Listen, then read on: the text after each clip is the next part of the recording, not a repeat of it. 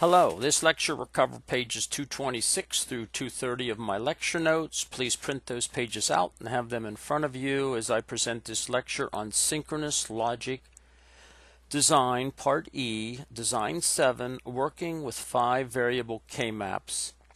It's very important, particularly in this lecture, that you print out your lecture notes, pages 226 through 230, and have them in front of you. We're going to be referring to them as we go through this lecture.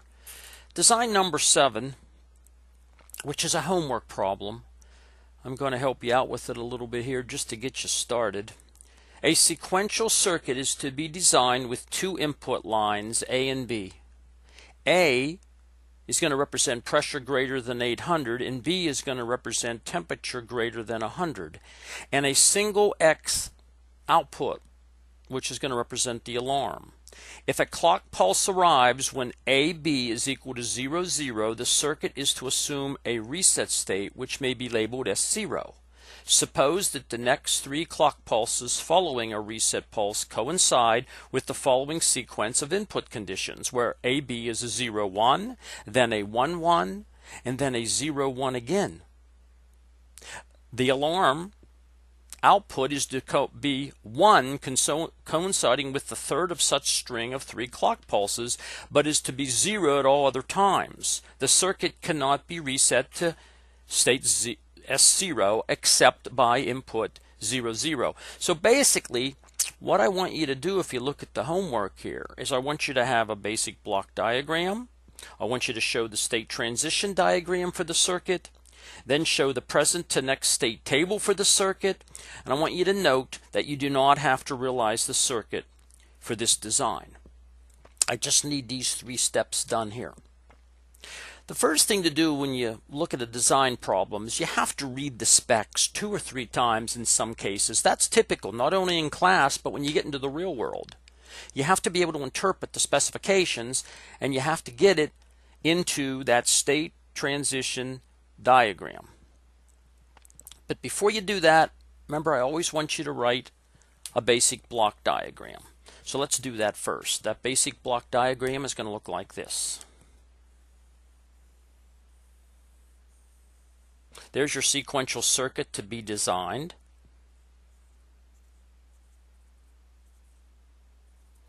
You're going to have 2 inputs. You're going to have input A. You're going to have input B. You're going to have a clock. And you're going to have an output X. Don't forget, A represents a certain pressure. A represents pressure greater than 800. B represents when the temperature is greater than 100. And X is simply the alarm. The next thing you want to do, and that basic block diagram helps a lot. It gets you started. But the next thing we want to do is we want to take a look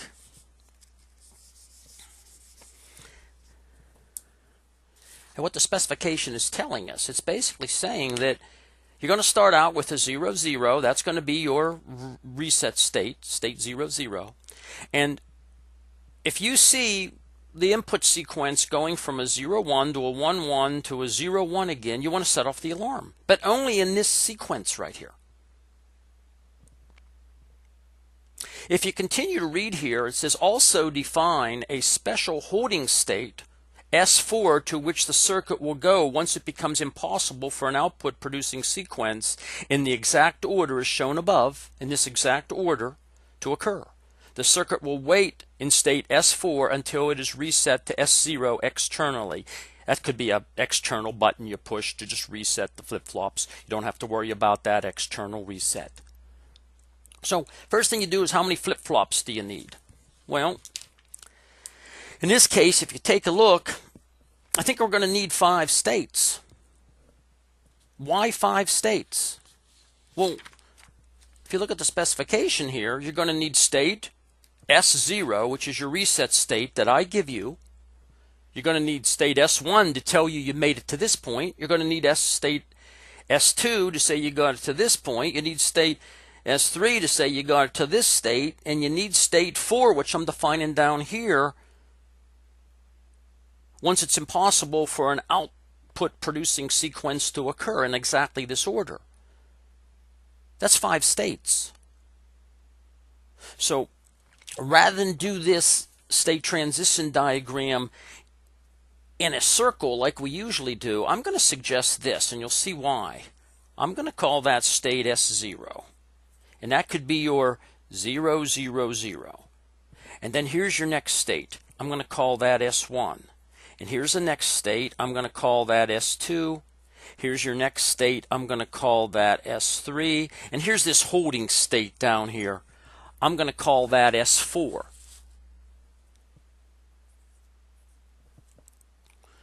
And I'm just going to put in some binary numbers, 0, 0, 0, 0, 0, 1, 0, 1, 0, 0, 1, 1 to coincide with state 3, and state 4 is 1, 0, 0.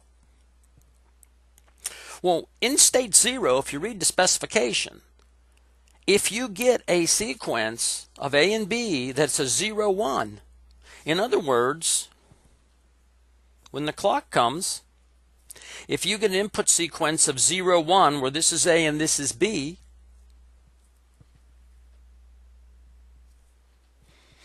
a little difficult to see here. If this is a 0 and this is a 1, there's a little bit of a glare there. There you go.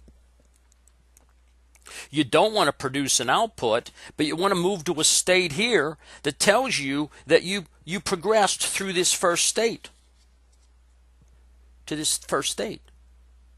And then if you get an exact sequence that is a 1, 1, you don't want to produce an output, but you want to go into this state. And if you get a sequence 0, 1 again, then you want to produce an output and you want to go to this state.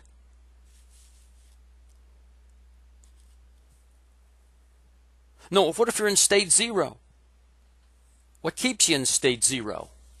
Well, what keeps you in state 0 is an input sequence 0, 0, and you don't produce an output. If you get any other sequence other than 0, 1, any other sequence other than 0, 1, you cannot get this sequence in that order. So you get down to state 4. That's that holding state. That's state 4 we have down there. What gets you down there? If you get a 1, 0, you don't produce an output, or you get a 1, 1, and you don't produce an output. Notice that we took care of all 4 conditions. If you're in state 0 and you get a 0, 0, you stay there.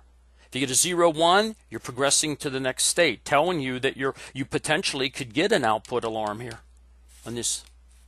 If you get a 1, 0 or a 1, 1, you go to this holding state. And what your job is to finish this, and you're going to have arrows all over the place here like this. You're going to have arrows how you get back to there. That's your external reset. That's your external reset. That gets you from here back to here. But then you're going to come down to here also. What conditions get you down to state 4? You can go to here, or you can go to here. So that's your state transition diagram that you have to do for homework. And then from this state transition diagram, we have to move to the present state to next state table.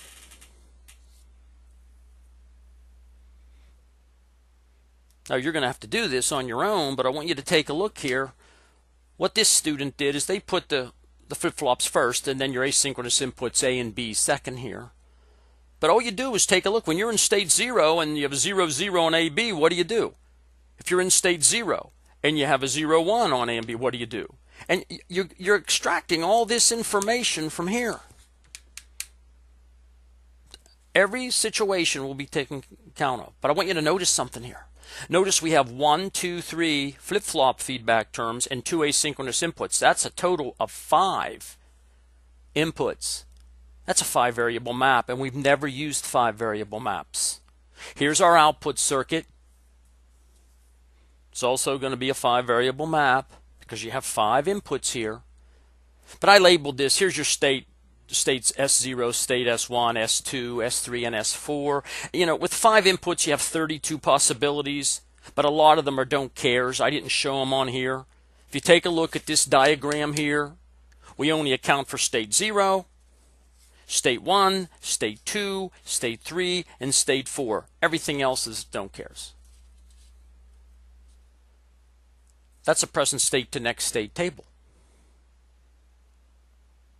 Now, if you were designing this and you had to go to the next step, you have to know how to handle 5 variable maps. And the way I'm going to show you that is through, I think, 4 examples here, starting on page number 227. So I'd like you to take a look at page 227, get it out. And this is what a 5 variable map looks like. Notice the counting sequence, the way we've always had it. 0, 1, 2, 3, 4, 5, 6, 7, 8, 9, 10, 11, 12, 13, 14, 15. That only accounts for 16 possibilities. You have 32 possibilities. So you have your 24, 25, 26, 27, and so forth down here. However, the counting sequence down here has to follow a gray code. So I made this border extra thick here because this folds over. If you take a look, let's see if I can't show you this somehow. Basically, this is going to fold over. If this is your map here, it folds in this direction. It folds in this direction. So these are adjacent to these in a binary format. These are adjacent to these. The only way you can get these adjacent to these when you fold it at this point is that the count down here has to go from, here's 15, 16, 17, 18, 19, 20, 21, 22, 23. Then you jump up to 24, 25, 26, 27, 28, 29, 30, 31. You can print this out. It's in your documentation for the course in Canvas. You can print these blank 5 variable maps out. But I want you to notice A is represented here. B are these 4 rows here. C are these 2 and these 2. As you overlap this, these are adjacent to these. D is all these last 2 columns, and E are the center 2 columns. So in this example, which has nothing to do with this design that we were just looking at, design number 7, this is just a sample map. I want you to notice here that I put in don't care conditions and I put in 1s arbitrarily here. The rest are 0s, but I don't show the 0. So if this was my map and I wanted to get the Boolean expression simplified from this map, notice that what I'm going to do is I'm going to circle this and I'm going to circle this, and they're adjacent to one another. As you fold it at this point, these are right on top of these. And if you go through these one at a time, notice these are in A and out of A, so forget about A. They're all in B. B is these 4. So it's B. If you fold this, they're all in C, C, and they're both outside of D, D bar. So these 4 form the Boolean term B, C, D bar. What about these? These here you just circle as a group. Notice they're in A and out of A, so if you don't represent A, it's B,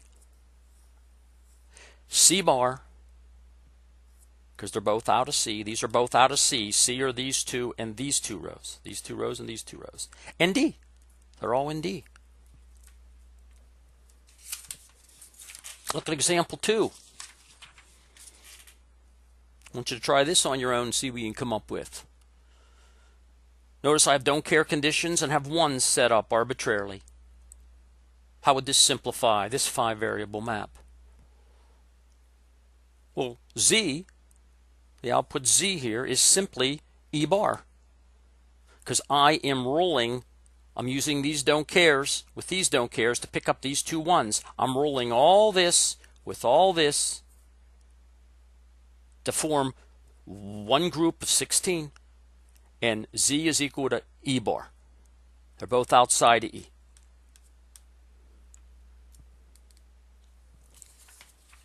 Example 3.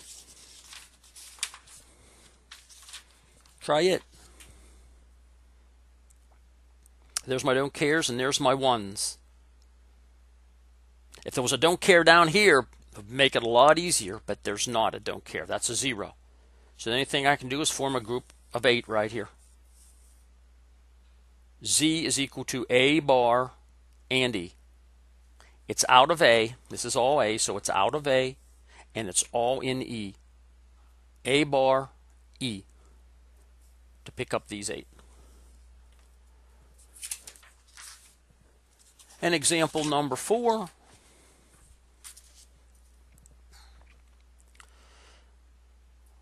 I have my don't cares and my ones. So how did I get C here? I formed this group of 16. I ruled all these because I could pick up the don't cares. Use the don't cares to pick up that 1. I'm going to use all these, and I'm going to roll it with all these because this edge and this edge is adjacent, just like these 2 edges are adjacent and these midterms are adjacent. It's just C. That ruled with this. I'm sorry, that's the E bar. Let's do this in order. I picked up these and I grouped them with these because these 8 are right on top of these as you fold it at this point. So this group of 16, that gets tied with that, link them together like that, and I can see C there. And then I can roll this with this on that group of 16, and I just see E bar. So in this case right here, Z, the output Z, is simplified by C or Z bar. Now, on these 5 variable maps, it's a lot easier to use the logic converter in multi-sim, which we showed you how to use in lab. Most engineers, when you get up to 4 variable map, they'll use a 4 variable map, but after that, they only go to, and they turn to computer aided analysis, like multi-sim or another product like it, to do your 5 variable and 6 variable and so forth. But I wanted to show you how you could use a 5 variable map to actually solve a design if you had a total of 5 variables. And in this case, I showed you that we had a total of 5 variables. And why did we? Well, let's take a look at this again. Take a look at our present state to next state table. We had 5 variables because we not only had the 3 flip-flops, which gave us 3, we had those 2 asynchronous inputs, A and B, one representing pressure and temperature. That gave us a total of 5. So we had 32 possibilities. Again, we didn't have to list them all because we only needed 5 states. You only needed 5 states.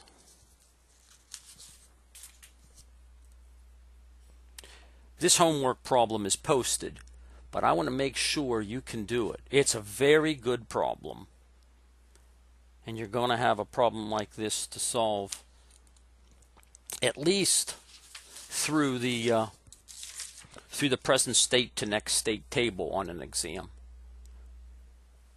That concludes the lecture.